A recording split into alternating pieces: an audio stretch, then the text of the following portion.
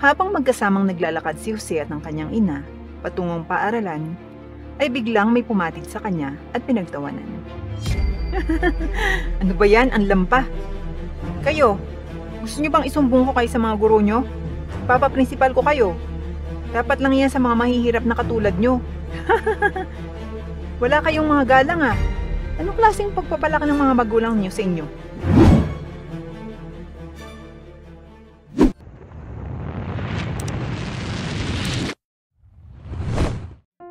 Si Jose ay nag-aaral sa isang malaki at mamahaling paaralan ng kolehiyo. Bata pa lamang si Jose ay pangarap na niya makapasok dito. Ngunit dahil sa mahirap lamang sila, ay matinding kayod ang ginagawa ni Jose. Dito niya sa paaralang ito napiling pumasok dahil alam niyang dito niya mapagtatagumpayan ang kanyang pangarap na maging isang guro. Ang paaralang kanyang pinapasukan ay isa sa mga inspirasyon niya upang makapagtapos. Nais kasi niya na balang araw, magkaroon rin siya ng sarili niyang paaralan at makapagturo sa iba pang mga bata upang matutong magbasa at magsulat. Ngunit hindi naging madali kay Jose ang pagpasok niya sa malaking paaralan. Lahat kasi ng mga estudyante dito ay mayayaman at mapepera, samantalang siya ay lumaking mahirap lamang. Ang kanyang ina ay isa lamang janitor sa paaralang iyon, kung kaya't labis ang pangungutang natatamo niya sa kanyang mga kaklase. Sa tuwing ginagawa iyon sa kanya ng mga kaklase niya, ay hindi na lamang niya ito pinapansin. Sinasabi niya na lamang sa kanyang isipan na darating ang araw na hindi na siya kukutyain pang muli ng kanyang mga kaklase. Isang araw, habang magkasamang naglalakad si Jose at ng kanyang ina patungong paaralan, ay biglang may pumatid sa kanya at pinagtawanan. Ano ba yan? Ang lampa! Kayo, gusto nyo bang isumbong ko kayo sa mga guro nyo? Papa-principal ko kayo. Dapat lang yan sa mga mahihirap na katulad nyo. Wala kayong mga galang ah. Anong klaseng pagpapalaki ng mga magulang nyo sa inyo? Ilang nagsitakbuhan ang mga estudyante. Okay ka lang ba, nak? Okay lang po ako, Nay. Hindi naman po malakas yung pagkakabagsak ko. Pasensya ka na, anak ha. Kasalanan ko kung bakit nangyayari sa ito. Wala po kayong kasalanan, Nay. Huwag na lang po natin silang pansinin. Tara na po, makamahuli na po ako sa klase. At nagpatuloy na sila sa kanilang paglalakad. Nang makarating si Jose sa pintuan ng kanyang paaralan, bago pa man siya makapasok, pagbukas niya ng pinto, ay biglang bumuhos sa kanya ang isang baldeng pintura. Nasalo ni Jose ang lahat ng pintura nang dahil sa kagagawa ng kanyang mga kaklase. Pinagtawanan siya ng mga ito at pinagtatapunan ng mga gusot na papel. Ang pangyayaring iyon ay nakarating agad sa kanilang principal dahil sa isang taong nagsabi sa principal ng mga nangyari. At isa iyon sa mga kaklase ni Jose na si Alan. Pinatawag ng principal ang guro ni Jose at kinausap. Pagkatapos ay agad itong dumiretso sa silid at kinausap ang kanyang mga estudyante. Anong problema niyo kay Jose? Bakit ginawa niyo to sa kanya? Professor, dapat lang yan sa kanya. Hindi siya nababagay dito sa university na to. Hindi porket ganyan ang sitwasyon ni Jose, ay pwede nyo nang gawin ito sa kanya. May karapatan rin siyang mag-aral dito katulad nyo. Class, humingi kayo ng tawad kay Jose. Kung ayaw nyong malaman ito ng may-ari ng school. Agad namang humingi ng sorry ang mga estudyante dahil na rin sa takot na baka makaabot pa ito sa may-ari ng paaralan. Dahil sa nangyari, pinauwi na lamang si Jose sa kanilang bahay upang makapagpahinga at dahil na rin sa kalagayan niyang punong-puno ng pintura ang buong katawan. Nang makarating siya sa kanilang bahay, ay inabutan ni Jose ang kanyang ina na umiiyak. Nay, ano pong ginagawa niyo dito? Di pa po may trabaho pa kayo ngayon?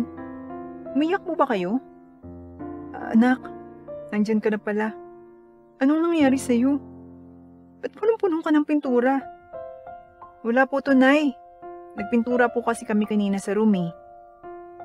Mga kaklase mo na naman bang may gawa niyan? Magsabi ka ng totoo, Jose. Opo, Nay. Pero hayaan na lang po natin sila. Humingi na rin po sila ng sorry. Anak naman, lagi na labang bang ganyan ang ginagawa nila sa'yo? Hindi na pwede yan, anak. Nay, okay na po. Ako na pong bahala dito. Napatingin si Jose sa kabilang panig ng kanilang bahay at kanyang napansin na may bisita pala sila.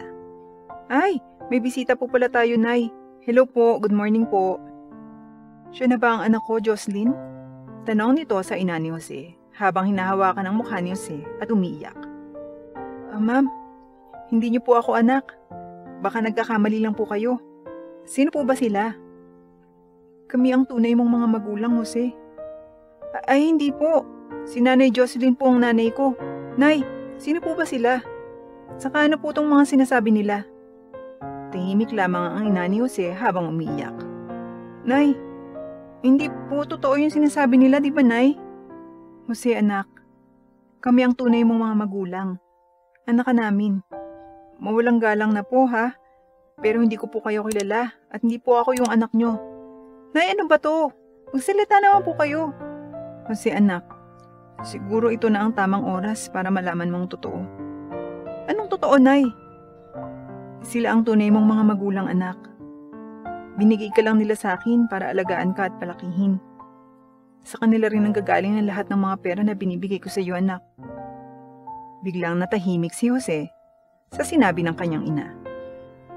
Nay naman ganito na nga po itsura ko tapos nagbibiro pa kayo.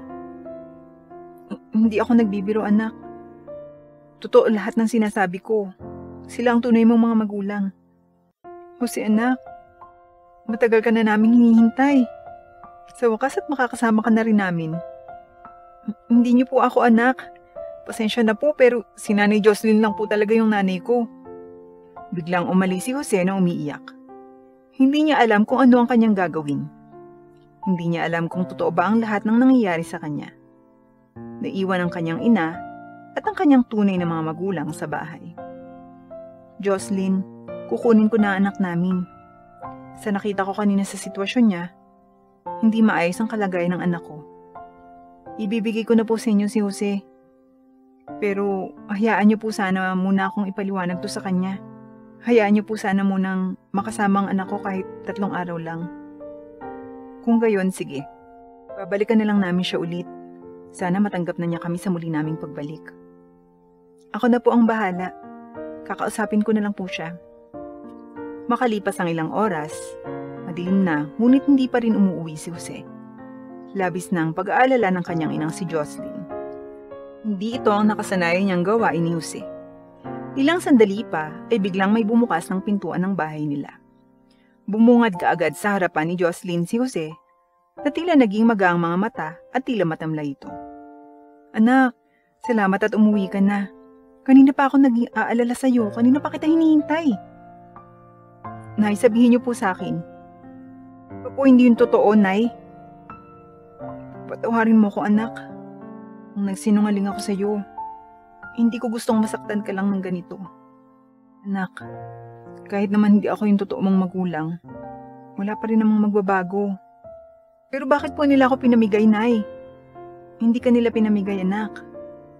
Pinaalaga ka lang nila sa akin. Dahil ayaw nilang madamay ka pa sa gulo ng pamilya mo noon. Mahal na mahal ka nila, Jose. At siguro, ito na rin ang tamang oras para hindi mo na maranasan pong muli ang mga pangungutya ng mga kaklase mo, anak. Pero, Nay, paano po kayo kung sasama ako sa kanila? Sino pong mag-aalaga sa inyo? Jose, anak, wala akong intindihin. Kaya ko ng sarili ko.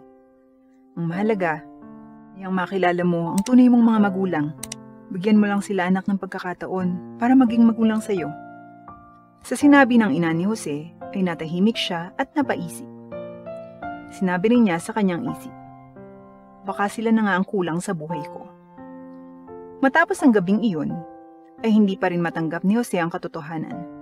Dumaan ang ilang araw, ay muling bumalik ang tunay na mga magulang ni Jose upang makipag-usap sa kanya ng kanyang pagsama sa kanyang tunay na pamilya.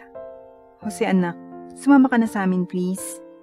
Sabik na kaming mayakap ka, anak. Inaamin ko po, masama pa rin po yung loob ko sa inyo. Pero hindi po ibig sabihin nun na itataboy ko na po kayo. Pero kung sasama po ako sa inyo, sino pong mag-aalaga sa nanay ko? Hindi ko po siya pwedeng iwan ng ganito. Jose, wag mo na akong isipin. Sumama ka na lang sa kanila. Mas kailangan mo yun.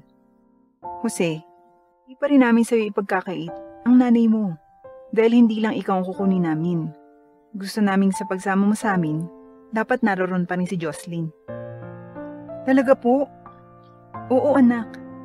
Jose, isasama natin ang nanay mo. Ay, salamat naman po kung ganun. Hindi ko po kasi pwedeng iwan ang nanay ko eh. Dahil dalawa lang po kaming magkasama. Kung aalis po ako, wala po siyang makakasama ngayon. Kaya sige po, salamat po. Nang araw na iyon, ay sama-samang umalis ng bahay sina Jose at Jocelyn para lumipat sa bago nilang tahanan. Masayang-masaya pa rin si Jose dahil pumayag ang mga tunay niyang magulang na sumama ang kanyang inang si Jocelyn. Makaraan ng ilang araw, nagpasya ang mga magulang ni Jose na ihatid siya sa kanyang pinag-aaralan. Laking gulat ni Jose dahil napagalaman niyang siya at ang kanyang mga tunay na magulang ang may-ari ng paaralang matagal na niyang pinapangarap. Mama, Papa, kayo po palang may-ari nitong paaralan na to. Hindi lang kami anak, pati na rin ikaw. Sa atin itong paaralan na to, at hindi magtatagal, ikaw na ang mangangalaga nitong paaralan na ito. Alam niyo po matagal ko na pong pinapangarap na makapasok dito sa paaralan na to. Ngayon, po akalain na tayo po palang nagmamay-ari nito. Pag-uusap ni Jose at ng kanyang mga magulang habang nasa harapan sila ng gate. Nang araw na iyon, ay pinagbigay alam na rin ng kanyang mga magulang sa buong paaralan na si Jose ang kaisa-isa nilang anak. Magmula noon, nag-iba na pakikitungo sa kanya ng kanyang mga kamag-aral. Hindi na rin nakakaranas si Jose ng pangungutya mula sa mga ito. Hindi nagtagal, ay unti-unting natanggap ni Jose ang kanyang mga tunay na magulang at binigyan niya ito ng pagkakataon upang makabawi. Mula nang makilala ni Jose ang kanyang mga magulang, malaki na ang nagbago sa kanyang buhay. Ngunit sa kabilang banda, walang nagbago sa pakikisama ni Jose sa kanyang inang si Jocelyn at maging sa kanyang mga pangarap. Simula noon, ay tumutulong na rin si Jose sa mga estudyanteng walang kakayahang makapasok sa mamahaling paaralan. At simula noon, ay naramdaman na ni Jose na kumpleto na siya at wala nang kulang sa kanyang pamumuhay. Namuhay silang masaya kasama ang buong pamilya. At dito na po nagtatapos ang ating kwento, mahal na ka-MP. Lagi po nating tatandaan na palagi po tayong maging mapagkumbaba at magbigay respeto sa ating kapwa.